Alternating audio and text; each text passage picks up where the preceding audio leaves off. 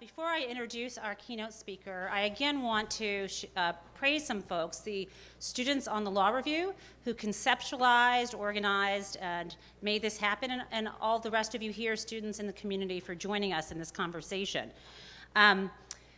So the thing about the speaker, you've heard her a bit, and some of her cynicism and some optimism about FOIA, but here's what you don't, and you've heard about where she worked, but what you don't know about her is this. I have always looked up to her. When I was in college, when I was a sophomore, she was a senior, and the way we both worked on our college newspaper. At the beginning of the senior year, people step down from their positions and make way for the juniors. So she was a news editor right when I started being a reporter when I was a sophomore, and ultimately I became a features editor.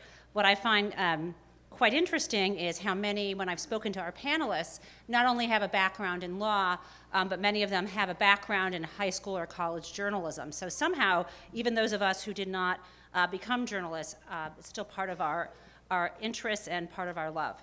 So the other day, Katie Tour, who you may have seen her, she has a new book out about her. She's a journalist for NBC, and she has a new book out about her experience covering the campaign, the presidential campaign in 2016. And she was interviewed the other night on the Rachel Maddow show, and I was struck by the very last thing that she said. And she said, "Remember, without journalists, it's all propaganda." And I think that's a very profound and true thing to say. But I want to add to that in this introduction to say behind every good journalist is a First Amendment lawyer.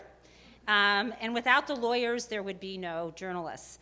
And with that, I would like to introduce one of the very best, maybe even the best, media law journalists in the country. We're so honored to have her here, Lynn Oberlander.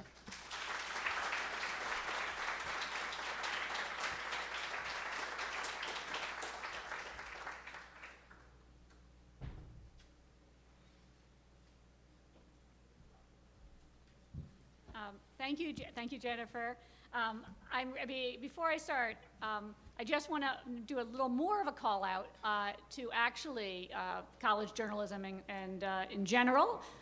Professor Papandrea, Mary Rose, was also on the same college newspaper as Professor Taub and I, and clearly there was something, there's either the power of networks or the power of journalism, but there was something that brought us here, I think. And it wasn't the Yale Daily News Alumni Board either, but I mean it was something about that. So I want to thank you. I want to thank Vermont Law School and the Law Review for inviting me up, and I'm really delighted to be here. I've never been here, and it's spectacular. I'm delighted to be here at the law school itself because it does in fact have such a terrific history of engagement and involvement in the affairs of the day, and it's an incredibly opportune time to discuss the question of media law and journalism, and I think the whole title is, Protecting Democracy's Safeguards. Our democracy is threatened today by attacks on the press and on the bulwark, there's that word again, the bulwark that freedom of speech and the press provide. So we are, so my talk today, I'm going to talk for a little while, and I'm going to talk about three things. I'm going to talk about libel, I'm going to talk a little bit about fake news and public fora, and I'm going to end with a discussion of whistleblowers and national security. And then we're going to have some Q&A, I hope. I hope you have some questions. But I will start with a tiny bit of background about how I got here and why I think this is so important for all of us. I've been really privileged. I've been privileged to be in the middle of media law and journalism for almost 25 years. And it was at college, as a college senior, as a college journalist, that I really discovered this passion of mine. At the time, I was really not certain that I was good enough to be a professional reporter, and I took a seminar, college senior year, in media law that John Zucker, who was then a lawyer at CBS and is now a lawyer at ABC, was teaching. And we read these phenomenal cases from the Supreme Court that if many of you have probably read, some of you maybe haven't read them yet, but that they envision the press as a bulwark and there's that word again, but a bulwark of our democracy, of our liberty. The press is, in the Supreme Court's world, truly a fourth estate, truly the fourth part of our tripartite government. And I know fourth estate doesn't actually mean that, really, but still, I like to vision it that way. It is a structural part of our democracy. And at that point, when I read these cases, I realized that I could work in the service of democracy and in the service of journalism and press at the same time. And for me, it's been really, okay, I detoured to Paul Weiss for a little while, but basically it's been a straight shot to doing this, and it has really been a phenomenal career for me. And I have been privileged to work with many of the best journalists and at the best news organizations in the country. I've worked at NBC, I've worked at Forbes, I've worked at The New Yorker, I've worked at The Intercept, I left there in March, and now I'm the general counsel at Gizmodo Media Group, which, if you haven't heard of it, is the company that has arisen from the ashes of Gawker, and that Univision bought out of bankruptcy last year. So, and I also teach media law, which I've been doing for about 20 years at the New School. So, we have an antagonistic president. We have cries of fake news. We have evidence of hackers and foreign operatives have invaded our media during the presidential election. And we have also overwhelmingly large jury verdicts. It is not a great time for the press. And it can seem that we are facing challenges that we have never seen before. But, what I want to say, and you can certainly take this away with you, is that none of these issues are new. The technology clearly is different, but our American experiment has faced all of these pressures before, and we have somehow gotten through it. And I am hopeful that we will get through this particular period as well. So, in fact, along those lines, you may have seen, and if you didn't, I commend it to you, a few weeks ago, Elizabeth Kolbert in The New Yorker wrote about the fake news of the 19th century and how it, in fact, the press there, helped propel into office a president who had lost the popular vote.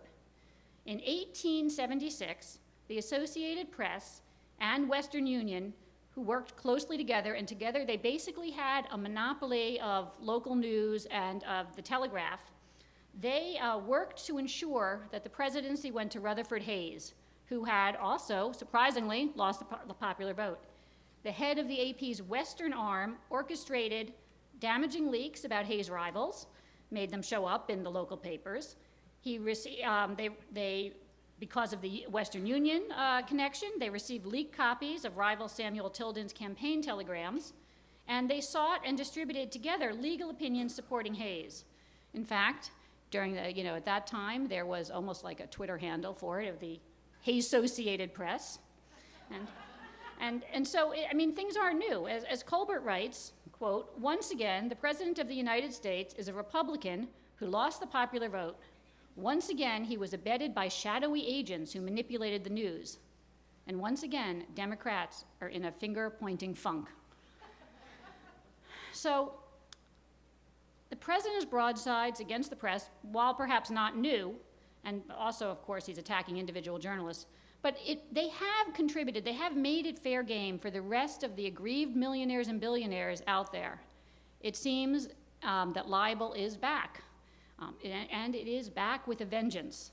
From Melania Trump's libel suit against a blogger in the Daily Mail, to Sarah Palin's, fortunately now dismissed, lawsuit against the New York Times, to the ridiculous suits filed by Robert Murray of Murray Energy Corporation against the Times, HBO, and John Oliver, to actually also a Twible suit.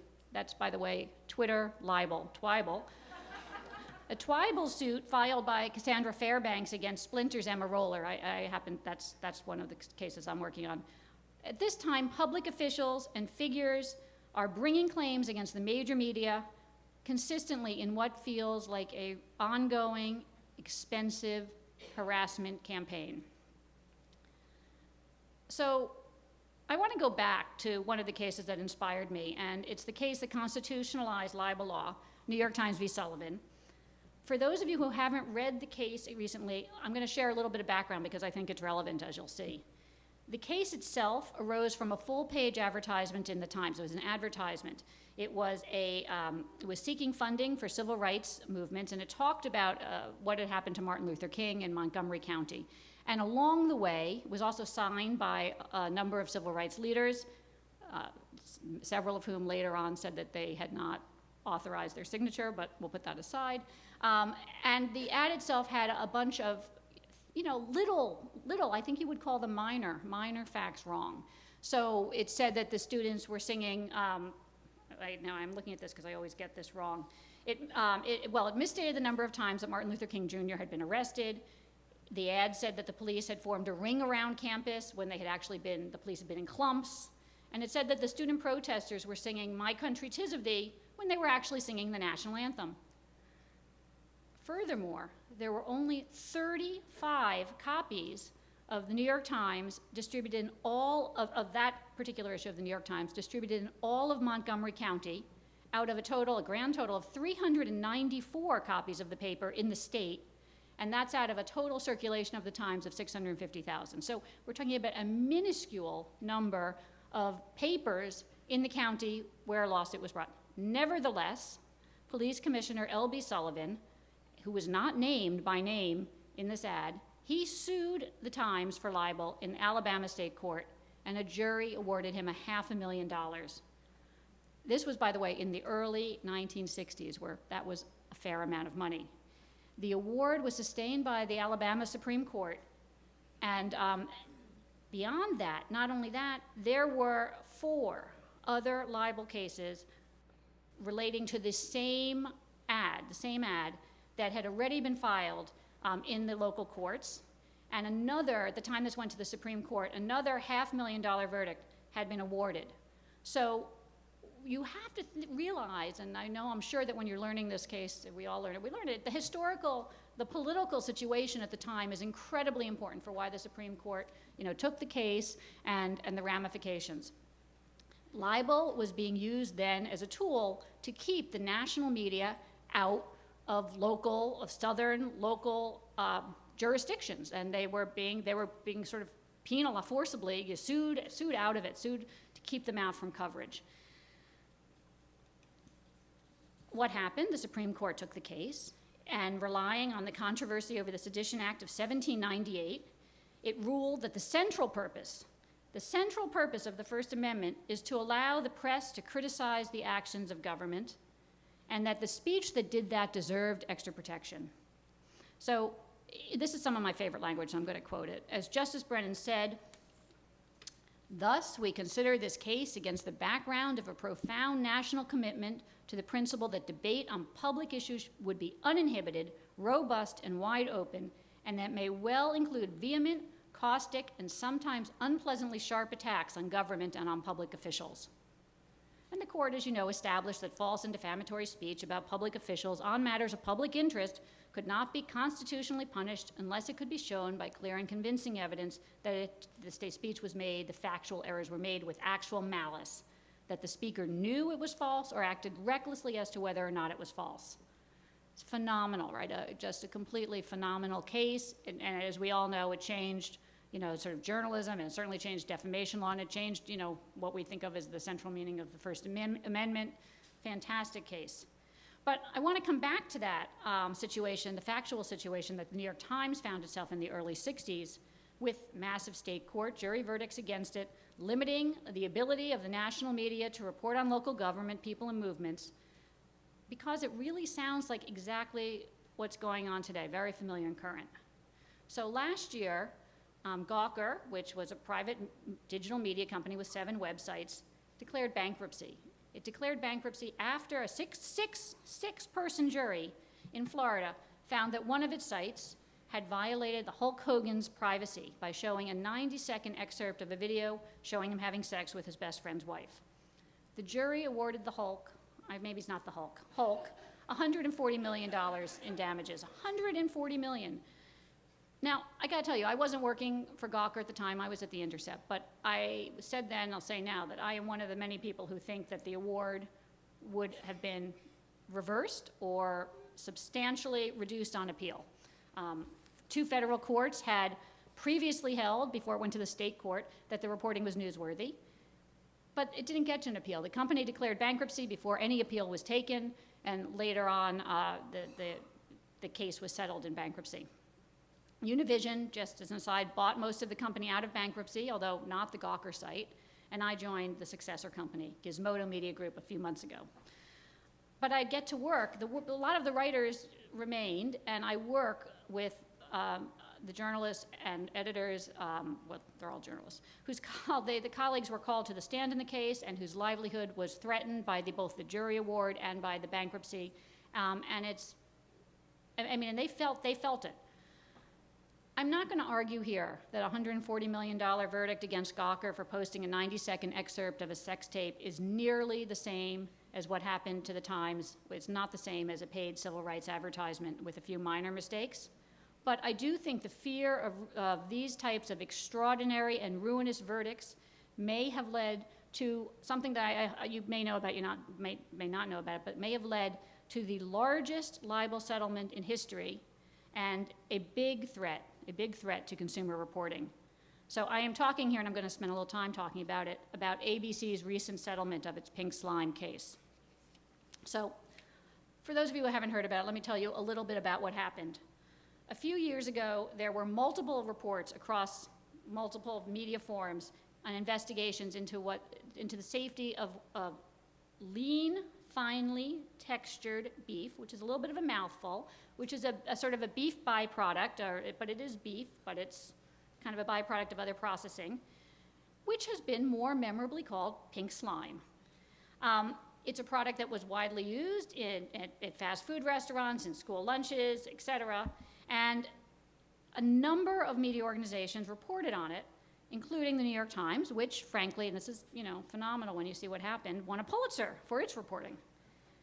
Even before ABC's reporting in 2012, Beef Products Incorporated, which is a South Dakota firm that makes the lean, finely textured beef, had already suffered financially from the negative effects. McDonald's, Taco Bell, and Burger King had already announced that they would not use the product, and sales had fallen 60%. ABC's reporting, however, did nothing to stem that tide. And they did a series of programs where they, kept on using the term pink slime. BPI was not that happy about it, and in 2012, BPI sued ABC and its lead reporter on the series, Jim Avila, and some other, actually some government scientists as well. They sued him for trade libel under a special South Dakota statute that provides for treble damages if the disseminator publishes information it knows to be false and that states or implies that the food product is not safe. These so-called veggie libel statutes have made the rounds in a number of agrarian states as businesses have tried to stop reporting to try to halt other people from reporting on their products. You may remember that Oprah Winfrey was famously sued in the late 90s for reporting that she would never eat another hamburger. And that was in a report about mad cow disease. But she won at trial. The statutes are very likely unconstitutional. But they haven't gotten to that stage, or certainly not to the Supreme Court. And so ABC was sued under this veggie libel statute, and BPI claimed in its complaint that it had suffered $1.9 billion in damages because it had to lay so many people off and it had to close its factories. And conceptually, under the statute, if they could prove $1.9 billion, or the jury awarded them that, it would be trebled to $5.7 billion. Pretty extreme. So the case wasn't going particularly well for ABC. This is sort of this summer. This is setting the ground for the settlement. ABC had tried to remove it, had been filed in state court. ABC had tried to remove it to federal court, but it was sent back to state court because there was no diversity. Then ABC lost a motion to dismiss just earlier this year, and it was sent to trial in a city that was, BPI's home city. And there is it is very, very clear that BPI had a very substantial home court advantage there. There are a lot of stories that have sort of been coming out, but one that I know is public is that there had been a campaign with essentially stickers or bumper stickers supporting, BPI in the case. And I think it had some sort of more memorable way of describing it, but they were all over the town. And they were all over the the courthouse. So, you came into the courthouse, you would see these stickers supporting BPI in this trial.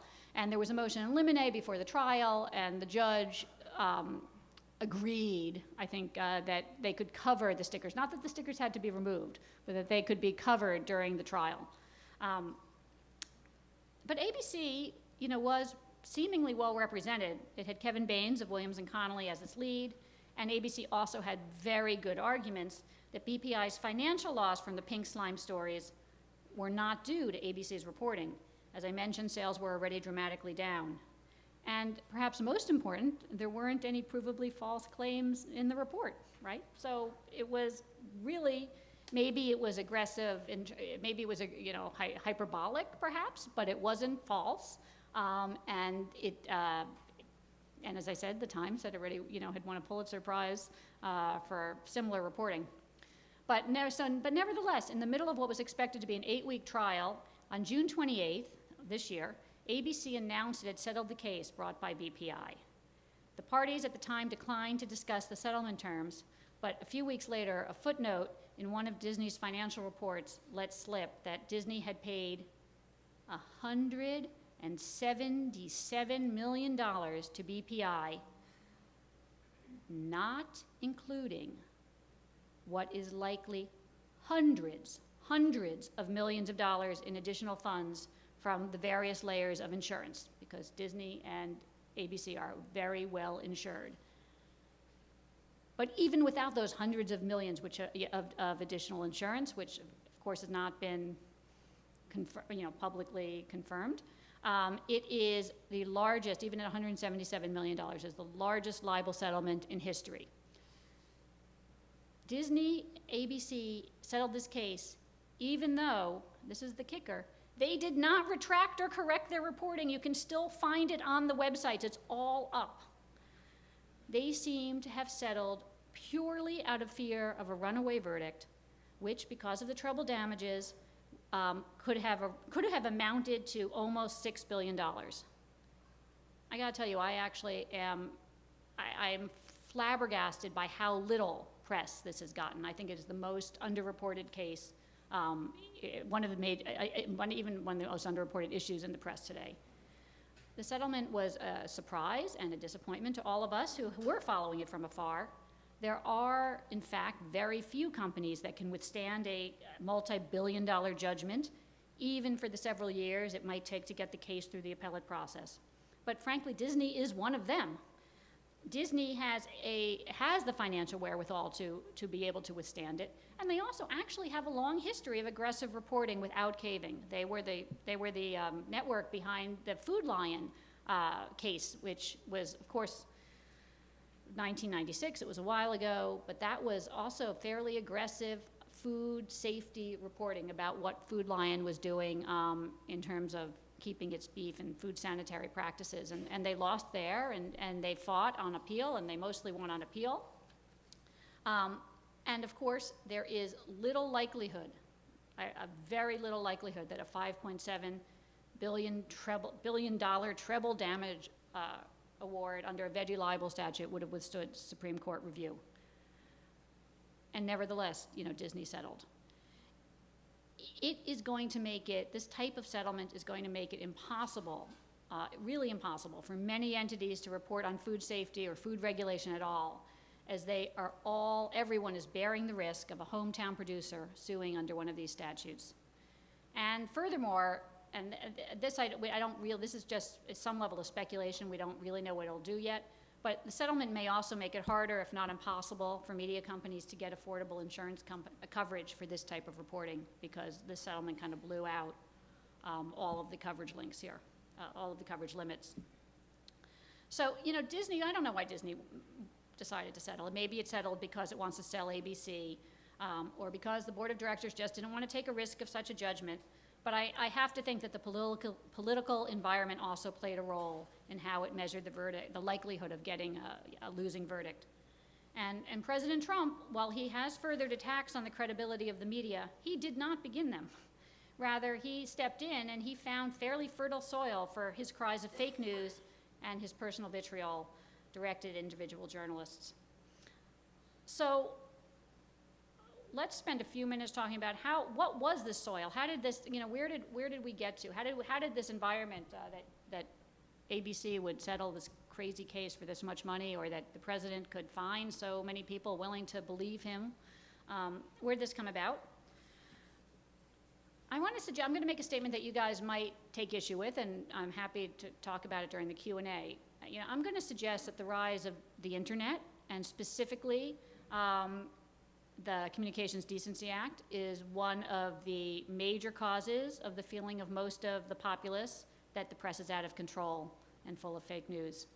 The Communications Decency Act, Section 230, as you may know, granted publishers immunity for speech posted by third parties, with the result being a complete drive to the bottom, because unlike traditional media, if you wrote a letter to the editor and you said Lynn Oberlander is a thief, I could sue you, and I could sue the New York Times.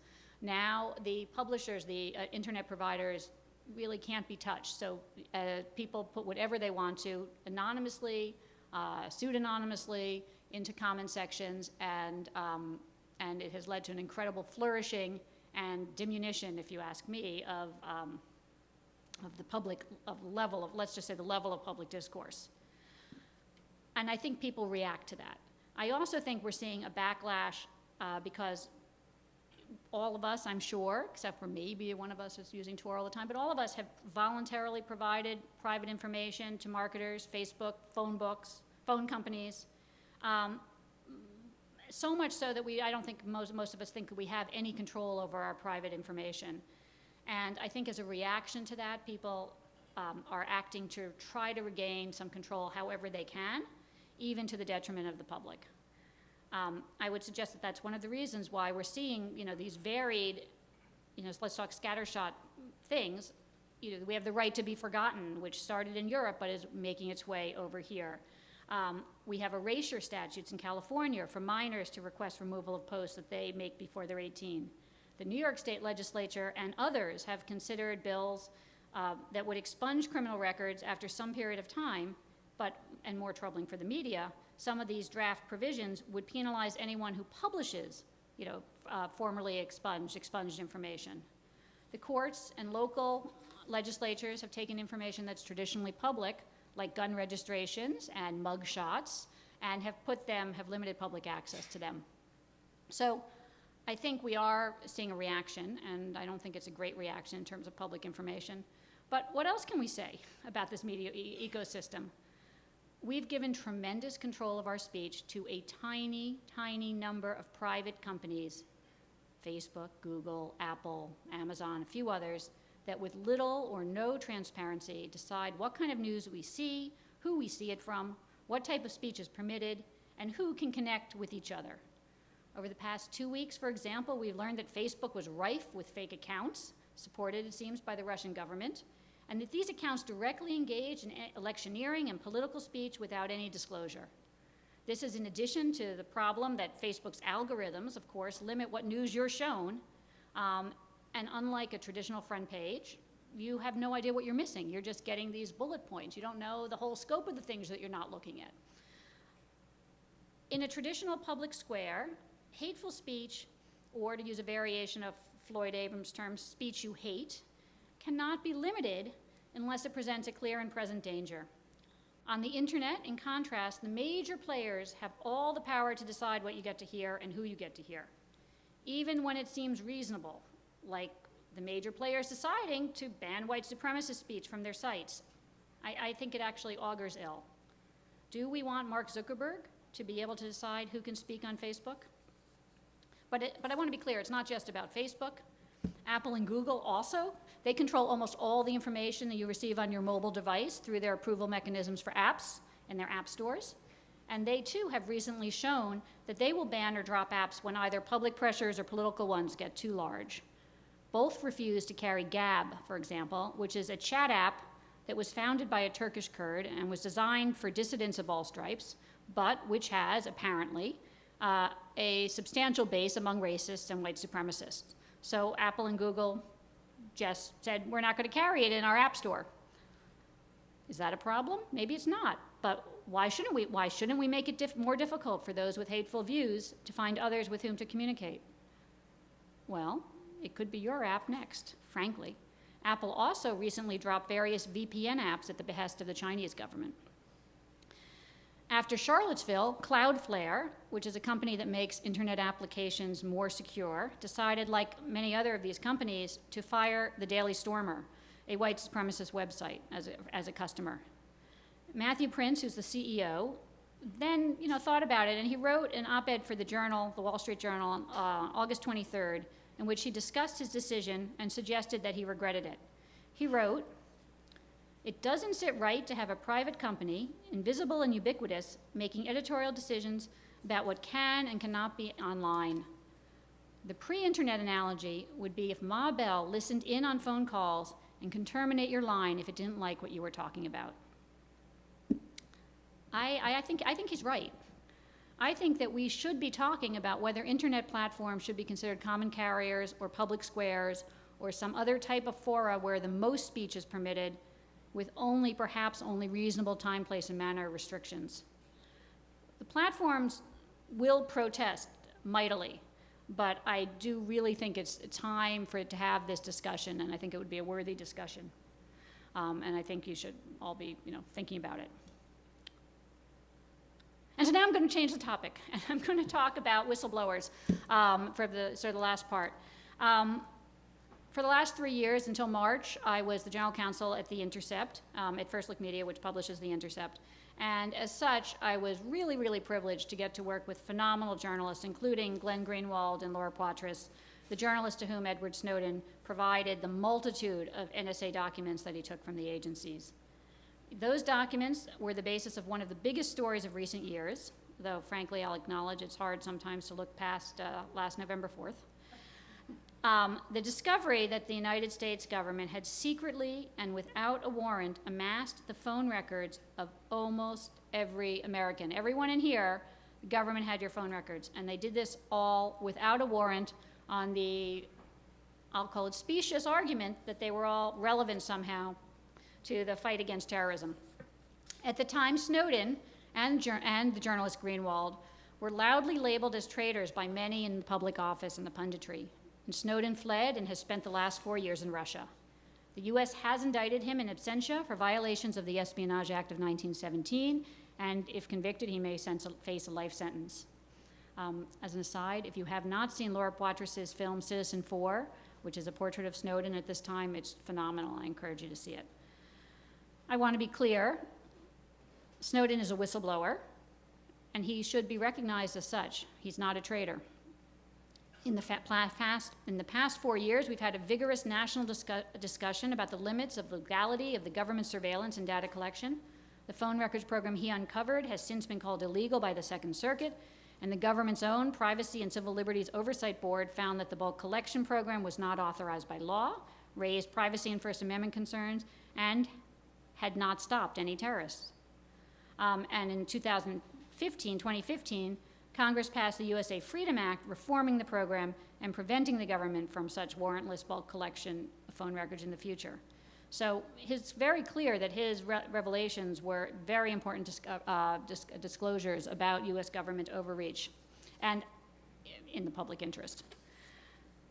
Now, as I think we discussed in the last panel, President Obama's administration was the worst for leak investigations and prosecutions brought under the Espionage Act. His administration pursued nine such prosecutions or investigations, more than any other administration combined. And the penalties that the government whistleblowers faced were quite extreme. Chelsea Manning, for example, was sentenced to 35 years, and she served 7 before having her sentence commuted this past spring. Stephen Kim pled guilty to disclosing classified information to Fox about the North Korean nuclear program. He was sentenced to 13 months. Jeffrey Sterling received 3.5 years. Contrast those sentences with those meted out to privileged government employees, or lack of sentences. General Petraeus admitted leaking classified information to his biographer and mistress, but he was allowed to plead guilty to a misdemeanor. He was given 2 years probation and a $100,000 fine, and he left to go on his very lucrative speaking gig and to be discussed under the Trump administration as a possible head of the NSA. Scooter Libby, who obstructed the investigation into who outed Valerie, the covert agent Plame, to get back at her husband, he didn't serve any time at all. His 30-month sentence was commuted by President Bush in 2007. And the actual leakers there, Richard Armitage and Karl Rove, were never even prosecuted. So you can see why unfettered discretion in the executive branch can be problematic. As also discussed earlier, the Obama administration also went after reporters to get them to disclose their sources to facilitate the leak investigations.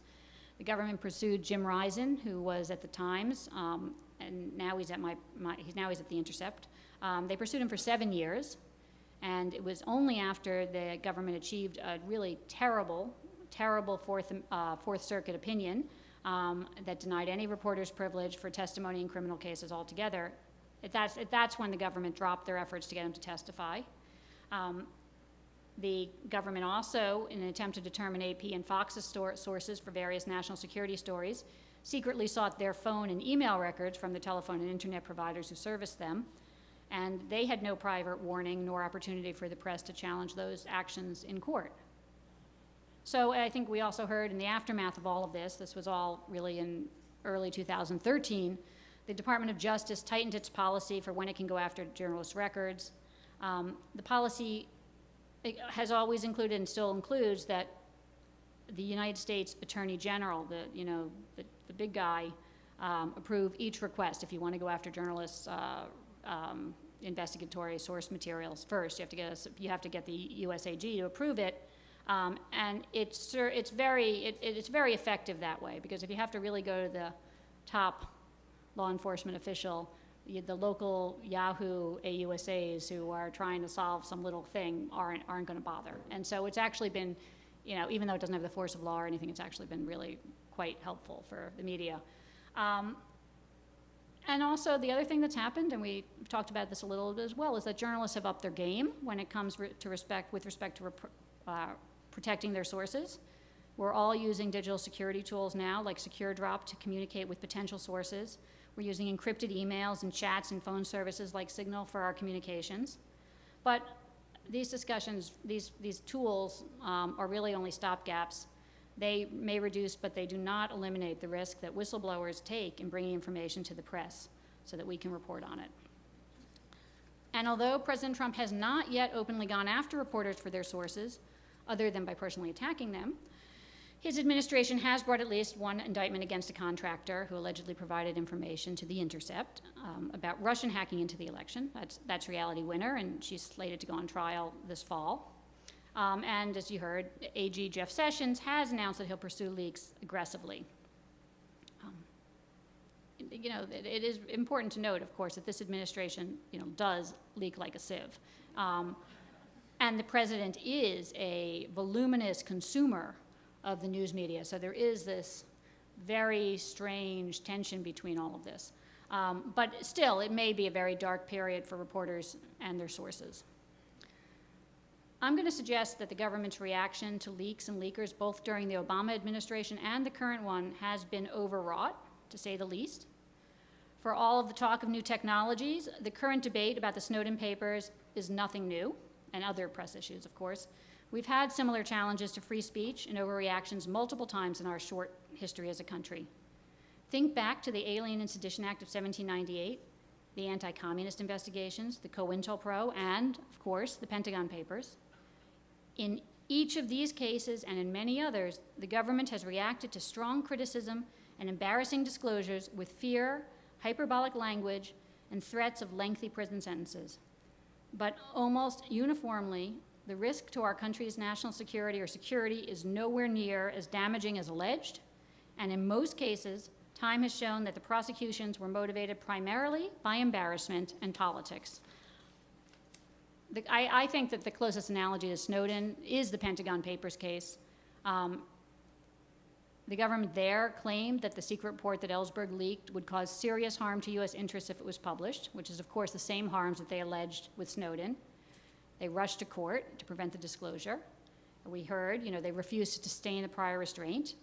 And the court held 6-3 with 9 separate opinions, well, or per curiam, but 9 separate opinions, that the government had not met its very heavy burden under the First Amendment to enjoin publication. As Justice Black said in his opinion, both the history and the language of the First Amendment support the view that the press must be free to publish news, whatever the source, without censorship, injunctions, or prior restraints. Then, as now, the government has argued that national security required some limits on what the press could publish. But Justice Black rejected that argument emphatically. The guarding of military and diplomatic secrets at the expense of informed representative government provides no real security for our republic.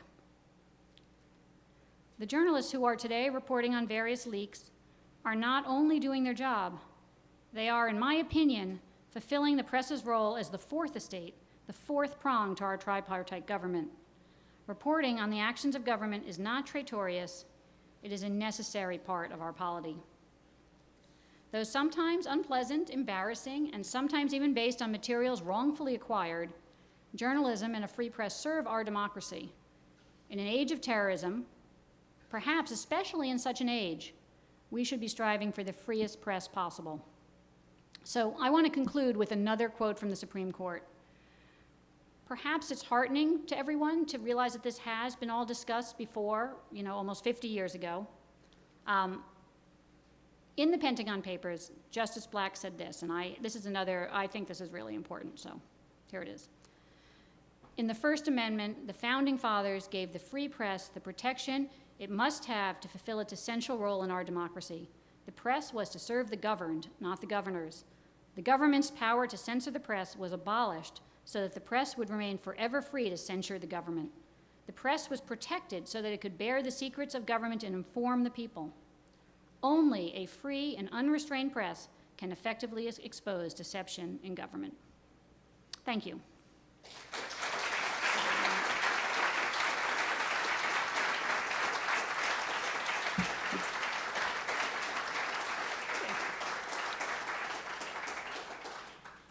So thank you. Thanks very much. And if there are any questions, I'm happy to take them.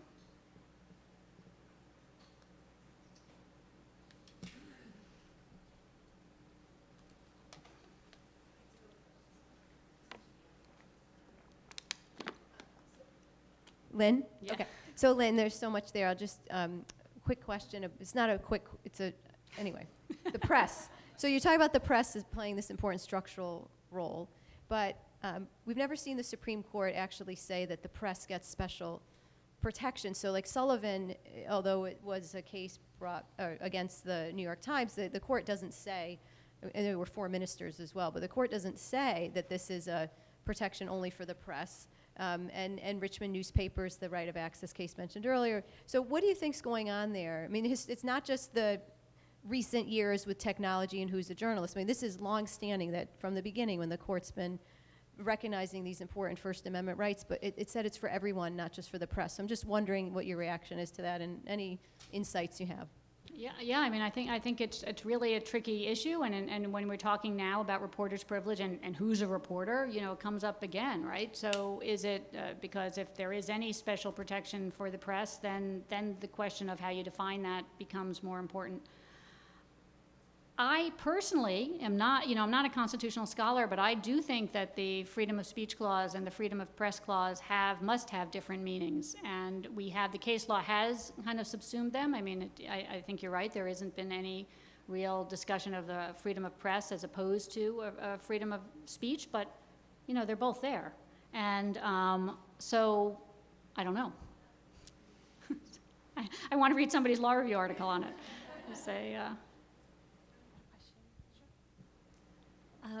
if you could go back to the ABC case, I'm wondering whether ABC's or Disney's status as a public company played any role, and whether a substantial privately held company would be able to sustain the years-long vulnerability of an appeal process.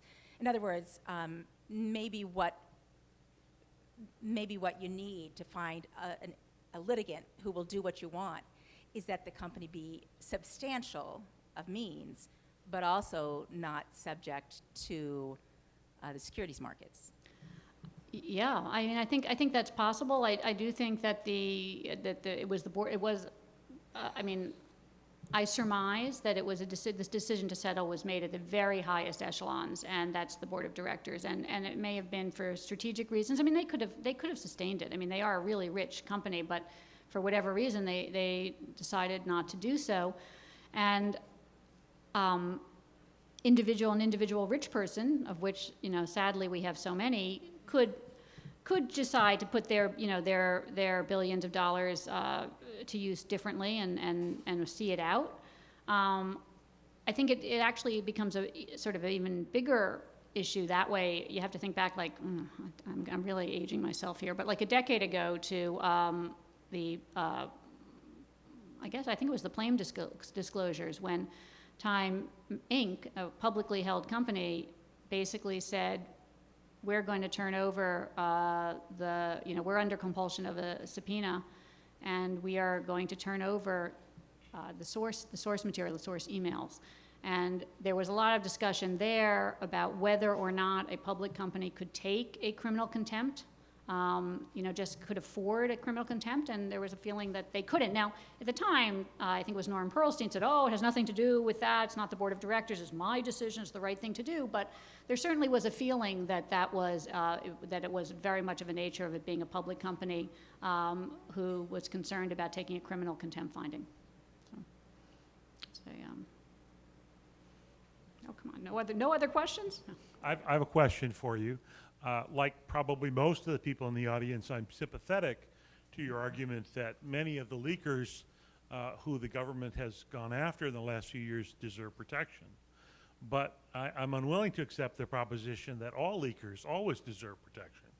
And obviously, if we think about it, the idea that somebody might in fact be traitorous and might in fact do lasting damage to the country is a real concern.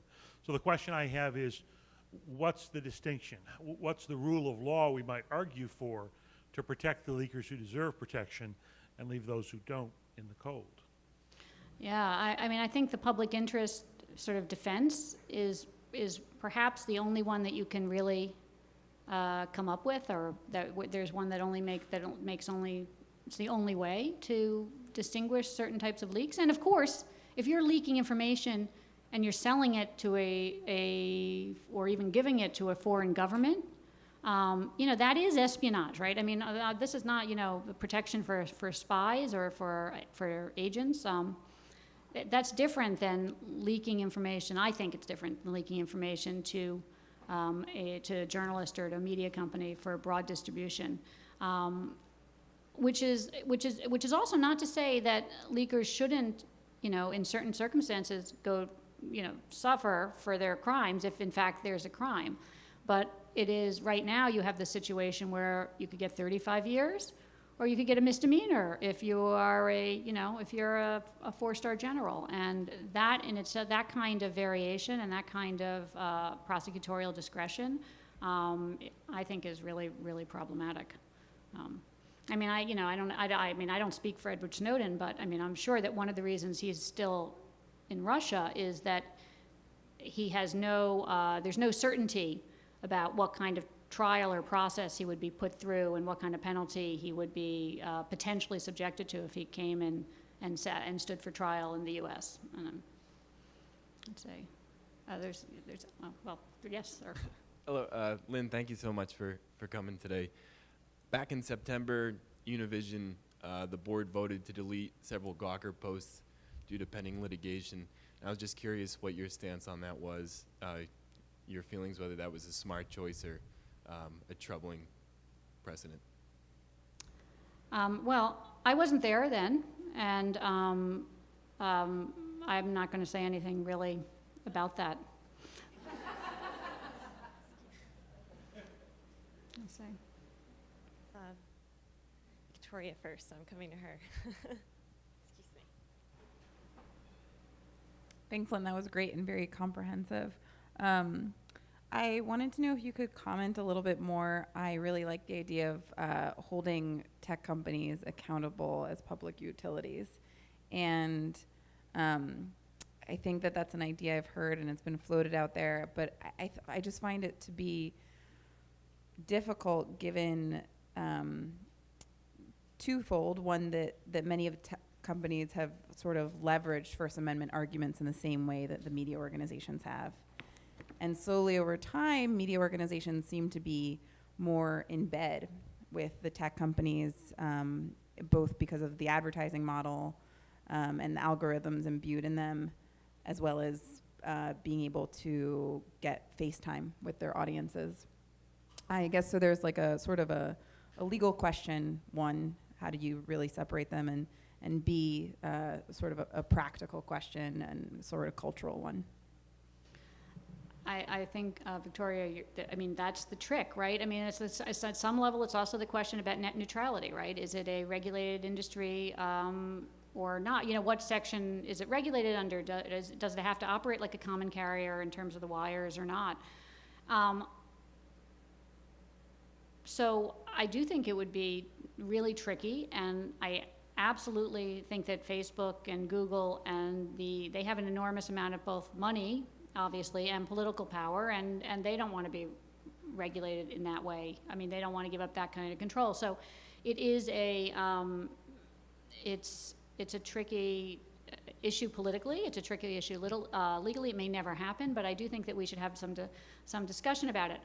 On the other hand, you know, Facebook and Google have been responsive as they have to be internationally when there are different regulatory schemes put upon them. I mean, you know, Google spent a lot of time claiming, and by the way, I'm not in favor of the right of to be forgotten. I think it's a horrible thing. But they spent a lot of time saying they couldn't do it, they couldn't do it, they couldn't do it. And then when there was a court order and they wanted to continue to work in Europe, they did it. And they did it without, you know, too much difficulty. So I think that there is, I think it's just something that we should, another way of talking about it. And also, of course, part of the problem is not, it's the monopoly, it is the monopoly effect. It's not that, you know, just Facebook, qua Facebook is not a problem, except for that it now hits, you know, 30% of all people in the world or something like that. And in this country, it's, you know, it's even higher. And same with Google and the search function. So it is and of course there's, you know, on top of that, there's all sorts of, well, that's it. So, yeah. I just wanted to ask whether or not I don't have any inside information on this ABC Pink Slime case, but I wonder if Disney's decision wasn't partly not just that it's a publicly traded company and not about whether or not they could withstand the damages, but that they're a major holder of a lot of brands and intellectual property and trademarks, that this was a kind of a lose-lose situation for them, right? Like, if they won the case, they might actually generate precedent that would be bad when they wanted to sue somebody for disparagement of some, you know, trademark that they had or some intellectual property that they had, and so that there was some kind of conflict there internally. Again, I mean, I don't work for ABC, and I will say that the ABC folks I know have been incredibly close-lipped about this, but I don't think that's it. I do think that those issues come up all the time in terms of other types of coverage, especially copyright issues, you know, because all of the media companies are now owners of copyright and also users of copyright and fair users, and that kind, especially with the movie studios, and so those issues come up all the time. But I'm not sure, and even in conjunction with anti-SLAPP and things like that. I don't know, you know, ABC and Disney, although they own a lot of things, they don't own any, you know, food companies, I don't think, so. Veggie, I mean, I don't know. I just don't think the conflict was as directly presented for them there.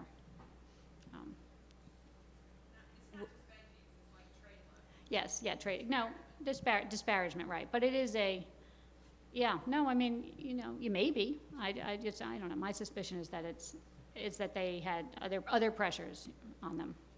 You know. No, there's one more question.